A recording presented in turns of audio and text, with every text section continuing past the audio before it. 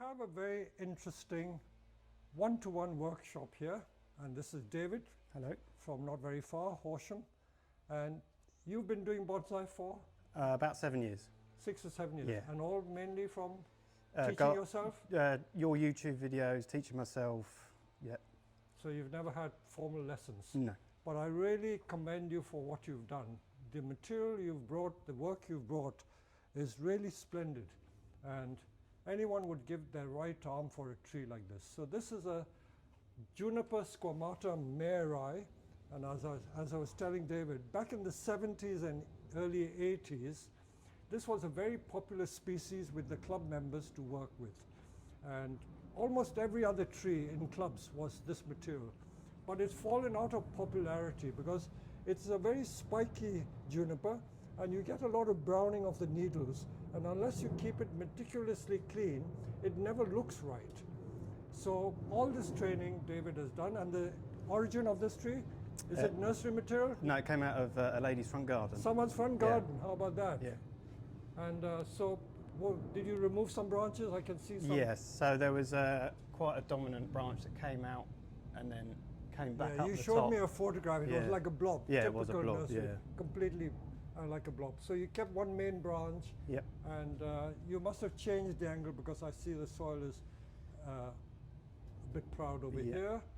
And we looked at the tree from different sides, and when you brought it in, I thought that this would make a lovely front. Can you get a good view, Matthew? So we thought that this was a possible front because you've got this lovely gin effect here, and the pads are okay. But if you turn the tree round, this is what I would prefer as the front.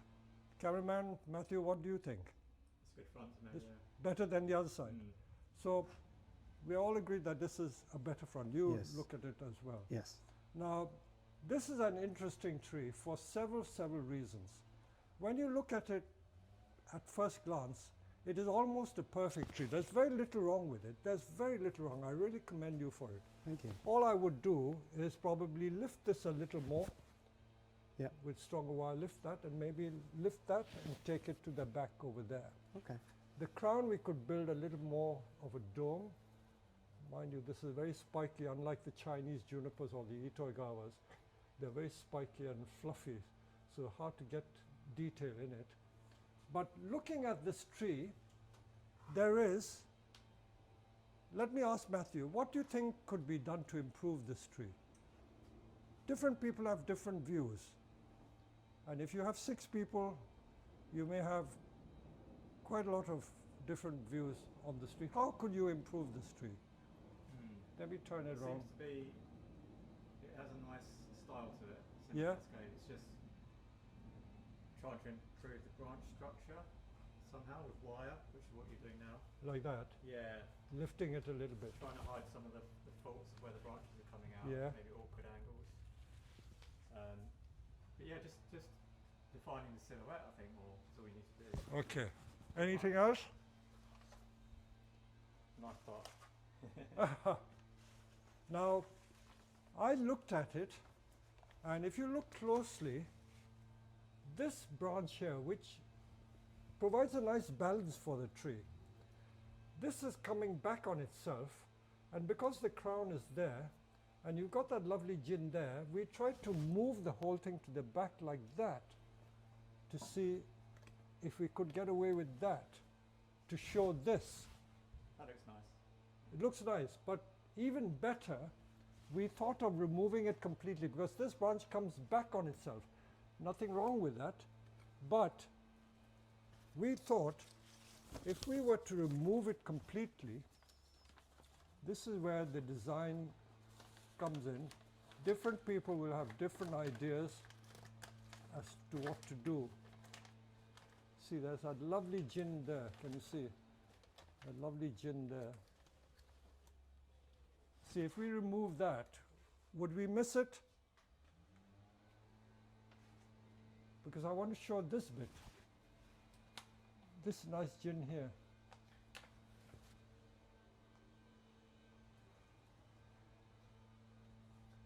Or do you think you need this as a counterpoise I like it as a counterbalance to balance that? and to frame the gin.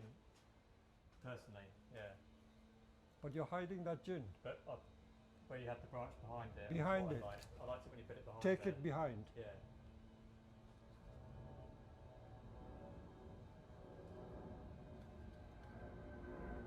There you go. Mm.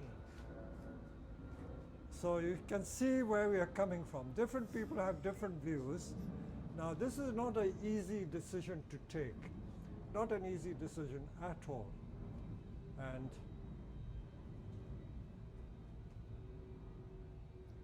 simply lifting it, you can show the gin more. You want to show that gin? then? Show the gin more. Ideally. Build the crown up a little more, and it should be okay. I think I tend to agree with you. You know, sometimes people take decisions to do it just for the sake of doing it. Yeah. But I can see where we're coming from. Having that at the back to counterpoise or balance the rest is okay, but I still don't think there's any problem with having it in the front either. You can show that very subtly and take this up like that.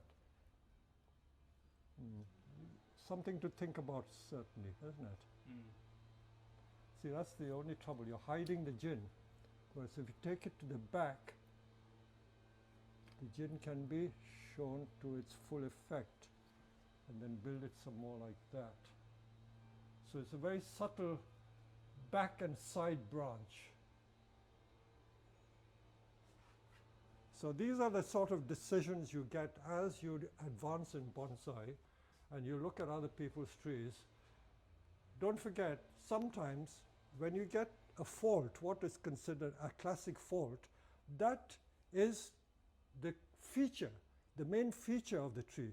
You make a defect. You know, it's typical Zen philosophy. When you have an imperfection, that in itself is art at its highest level. Yeah.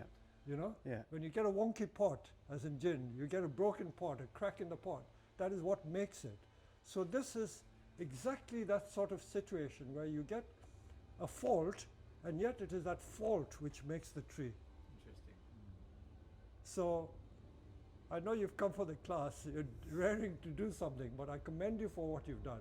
Thank you. It's beautiful work, but okay, we've more or less designed your tree by committee, Yep. and 2-1 or 3-0, we have agreed that it may be better to leave it. You've taken all the trouble to grow it. It's not really a fault, but I can see it is going to counterbalance. If you removed it, it may be too much lopsided. So this acts as a weight for the main cascade on this side, semi-cascade on this side. Again, when people look at trees, they say, do you need this? See, shall we remove that? But you get to the point where you remove everything. Can you see where I'm coming from? Even that gives a cleaner look. Yeah. That is another possibility, but do you want to do that? You see? So when it comes to designing a tree, there are so many possibilities. Those branches near the top that are coming down, that could be seen as a fault, like they're almost like This. right angles, yeah. But that's interesting also, Yeah. you know. It's sort of, because it's a cascade, it's sort of having those really drooping branches sort of suits it. In fact, looking at it dispassionately, okay, this you need to thin. This is a bit too much over here. This is too much. But I think this could be a distraction. You see, coming back on itself like that, it should go that way.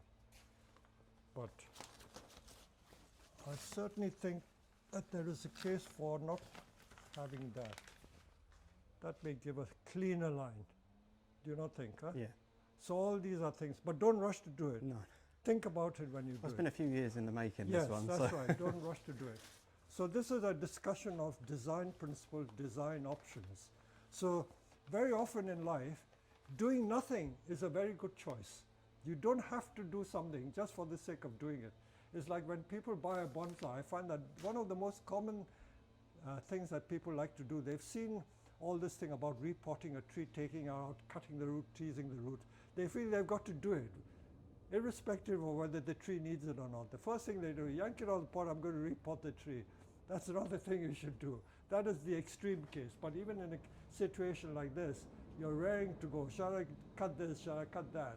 But sometimes the best option is not to do anything. Think about it and see how it develops. But you got that far.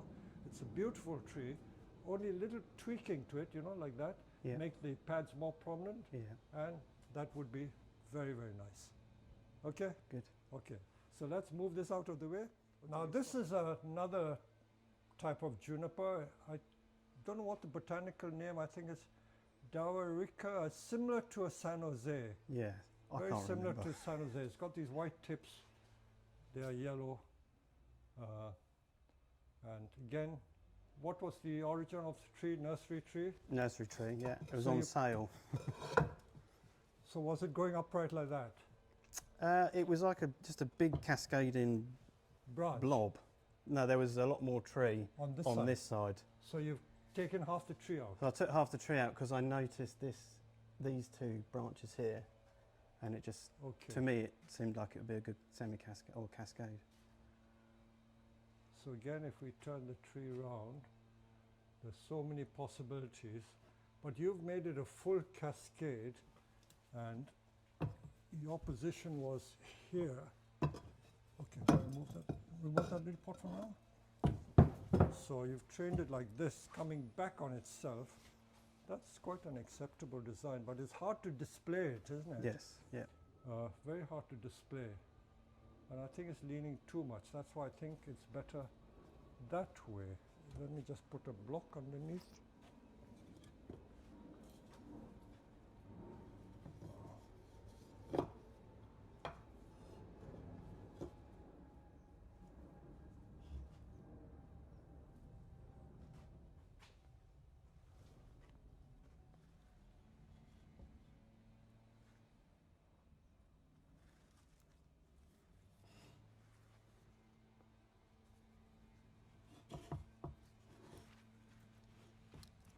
I think it's nice to be able to show the crown like that, so you can see more of the trunk there.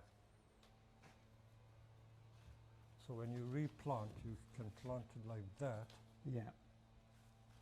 and then we can probably take this out this way. Yes. Take it out this way. I think this needs a bit of thinning. The top is perfect. You don't have to do much to that. So if we were to do something now, we can wire this with quite thick wire and change the shape and then thin it. So we'll wrap some thick wire from here to there. Or because we don't need to bend that, maybe why don't we wire from, say, here to there? That's easier. So I've got David to wire the main cascading branch which is going downwards. Now this is far too busy. The head there is almost perfect. I don't need to do much to this. And this is the angle we're going to suggest the planting position for.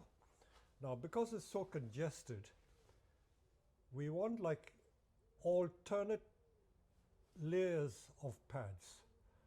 So at the moment there's far too much. This can go up or, okay. I notice you hooked the wire there. I don't think we can use that bit. So let me bring my secateurs and make it go. So if this were the front, I know you hooked the wire there, we can use that as a future gin. So the first pad is coming that way, going that way. This can also be used going that way. And this would be a nice pad this way. So this is going to be superfluous. Take that off. We can thin some of this a bit.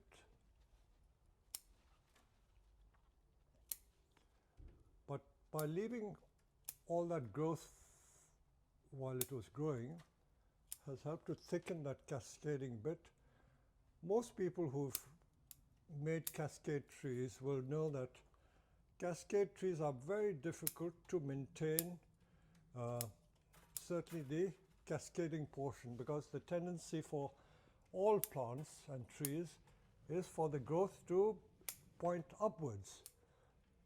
So sending the nutrients to the bottom is not natural for this tree to do. So some people, when they grow these cascades, they grow it almost in that sort of position, you know. They don't keep it like this permanently. So this can be wired to come this side, so we won't need that bit. Again, this is a situation of less is more. Now this one is okay that way. Got a pad coming this way.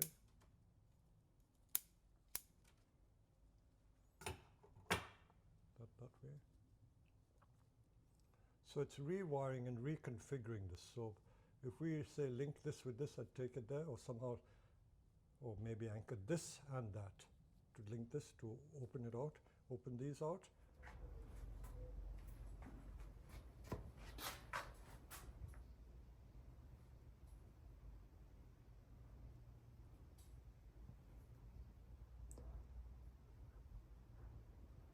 So David, here we are. We've put it in a mica pot, tall mica pot, so it doesn't look the same tree. And you've done some beautiful work over the years, so all we've done is refine it a little bit. All we've removed is that much, about 2 little branches. That half a branch we removed, that half a branch we removed, and rewired some of the branches. So the nice pads are alternate pads coming down, and this is a nice angle for viewing the tree. So what do you think? Happy with it? Very happy, yeah. Very pleased, thank you very much. All right, so it's just tweaking. So this is like refining and enhancing the design of the tree. As it grows, you can always find ways to improve it, and I'm sure if you keep it going, it will become a very fine tree in years to come. So glad to do this workshop with you. Thank you, it's been good. Okay.